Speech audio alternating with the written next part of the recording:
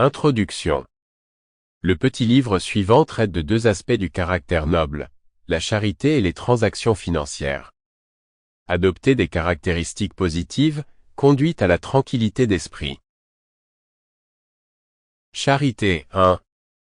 Dans un hadith trouvé dans Jami at-Tirmidhi, numéro 661, le saint prophète Muhammad, paix et bénédiction d'Allah sur lui, a conseillé que lorsqu'un musulman fait don d'une petite quantité de charité, comme une seule date provenant de revenus licites, Allah, l'exalté, donnera une récompense au jour du jugement équivalente à une grande montagne.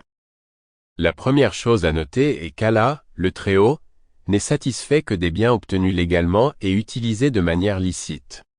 Toute richesse obtenue illégalement corrompt toute bonne action pour laquelle elle est utilisée, comme la charité ou l'accomplissement du pèlerinage sacré.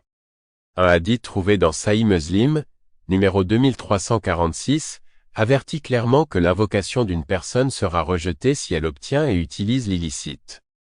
Si l'invocation d'une personne est rejetée, comment une autre action peut-elle être acceptée par Allah, le Très-Haut? Enfin, ce hadith indique l'importance de dépenser de la manière qui plaît à Allah, l'exalté, comme de dépenser pour ses besoins et ceux de ses proches. Cela a été confirmé dans un hadith trouvé dans Sahih Bukhari, numéro 4006. Allah, l'exalté, récompensera grandement ceux qui dépensent de la bonne manière en fonction de leur intention, c'est-à-dire de la qualité de leurs dépenses et non de la quantité.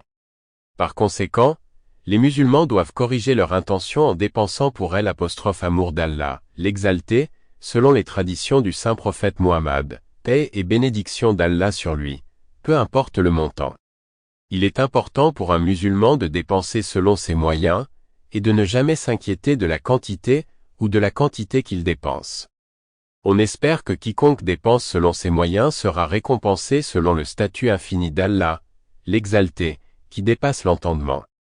Mais celui qui se retient manquera cette grande récompense. De plus, le hadith principal inclut également l'utilisation des autres biens licites de ce monde de manière à plaire à Allah, l'exalté, comme aider les autres émotionnellement et physiquement. Tant que l'on aide les autres dans ce qui est bon pour plaire à Allah, l'exalté, et que l'on ne recherche pas la gratitude ou les louanges des gens, on recevra une récompense incalculable. Charité 2.